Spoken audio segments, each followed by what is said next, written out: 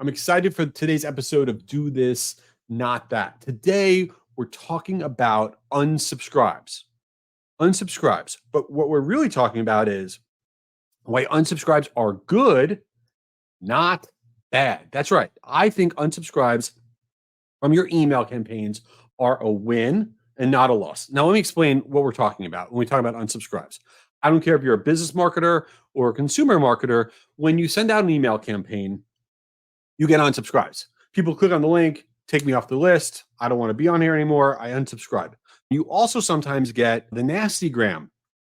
Why you send this to me? I never asked for this. They forget they opted in. This thing's probably illegal, which it's not. And they say you're a horrible person and all these different things. Now, most marketers track their unsubscribes and they do the opposite of what they should be doing. Right? What happens is they'll send out a campaign and then they'll get back more unsubscribes than what they normally get back on previous campaigns. And what they do is they react to, oh no, we're getting a lot more unsubscribes. We're sending out too much email, or we sent out something that annoyed people.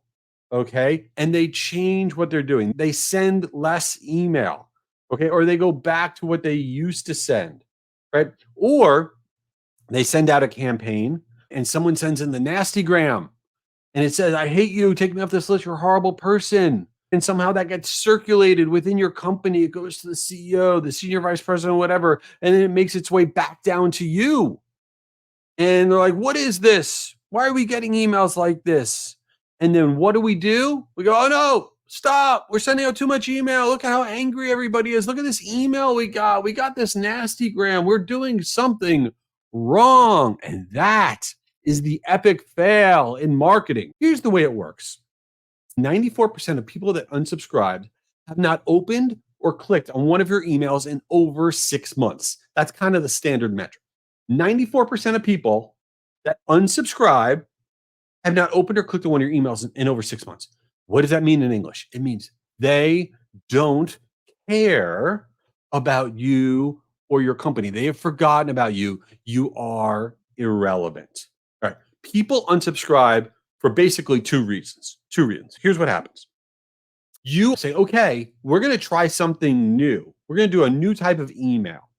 And what we're going to do is, in this email for the first time, you're going to put an emoji in the subject line. Okay. Or maybe you're going to make the subject line into a question. You've never done a question subject line before. You've always just written regular subject lines. But now you're going to do a question subject line, something written in a question form. And so it's a new thing for your marketing. And you send it out. So what happens when you try something new? People that have been ignoring you because you're wallpaper to them, they haven't been seeing, quote unquote, seeing your emails because you're just scrolling by it.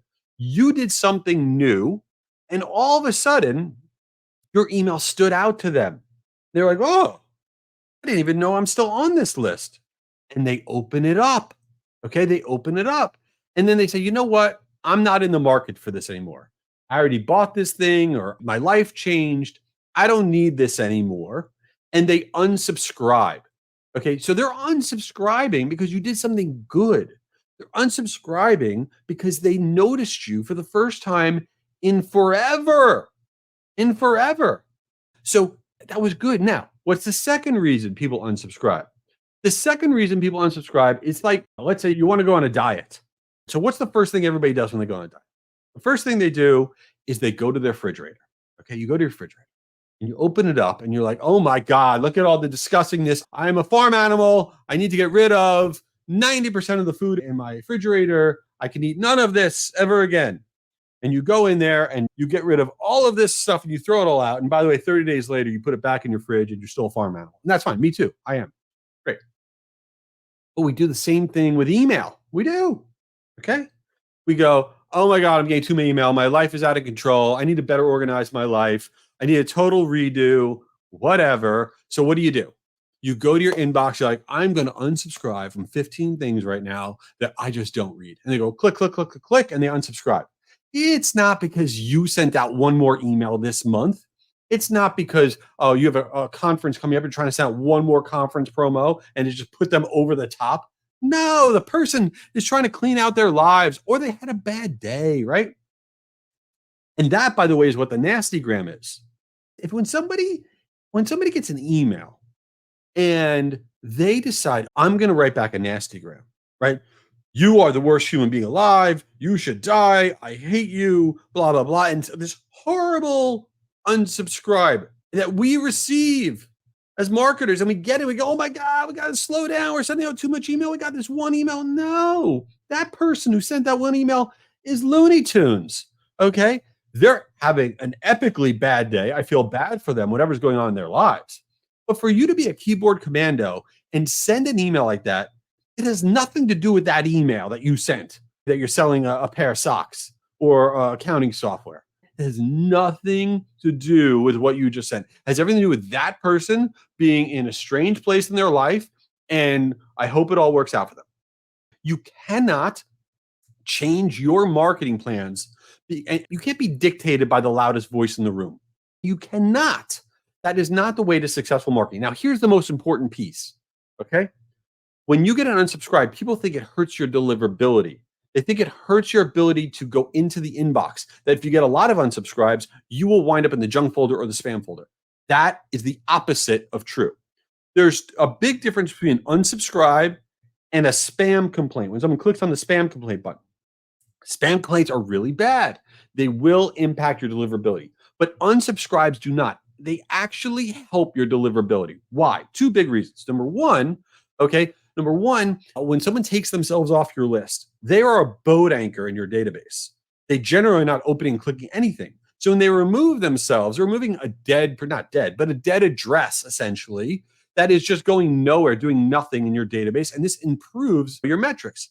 But also what people don't realize is when someone gets an email and they open it and then they click on the unsubscribe link, the system itself doesn't really understand what they opened and clicked, what they were doing. They just know from an engagement standpoint, there was an open generated and there was a click generated. And that is actually technically engagement. So ironically, when someone unsubscribes, it actually helps your deliverability. It doesn't hurt it. So what I'm here to tell you is, you don't want a radical increase in your unsubscribes. That's never good. But don't let more unsubscribes cause you to change your marketing programs. Definitely don't let a nasty gram cause you to change your marketing plans, because that is the opposite of what we should be doing. Oh, that's like a massive soapbox I was just standing on. All right.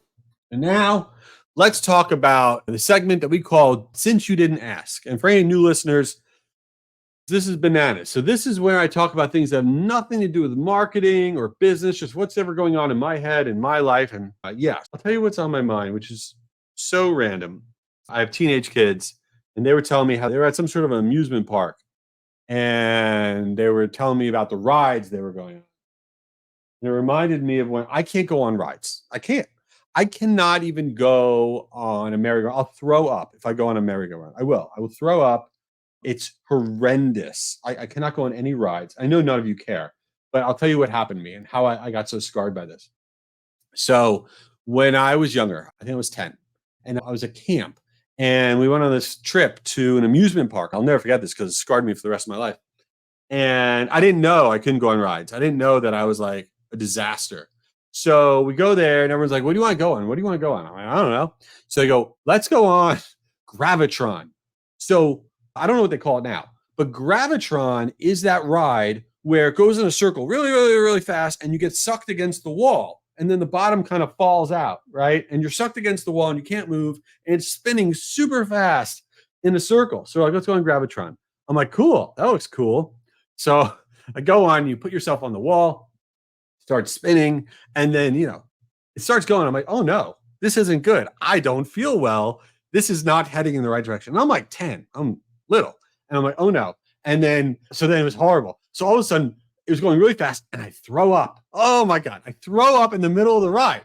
But then not only did I throw up, but we were going so fast on the ride that I hit the guy, this older man, right next to me. Because we're like, whoop, like right next to me. It hit him. And then they had to stop the ride. They get like hoses, whatever. And this guy was pissed. And he looks at me And he was a scary dude. And he grabs my arm. I don't know where any like adult supervision was, but this is what happened. He grabs my arm. This like scarred me. And he drags me basically. He goes, "You're coming with me." I go, "Where are we going?" And he takes me to the gift shop. Okay. And he goes, "You're buying me new clothes. You're buying me new clothes." And I'm like 10. I don't know what money I had in my pocket, but it was enough to get this man a new shirt. And so I had to buy this older man a shirt because his other one had vomit on it. And he was so angry at me. What a horrible, horrible experience that was. So now I was thinking about this with my kids about this amusement park, and this is what was on my mind. I don't know. This is the segment of this thing that just goes off the rails. Anyway, don't go on Gravitron, okay, wherever you are. Don't get upset by unsubscribes. And thanks for checking out the podcast.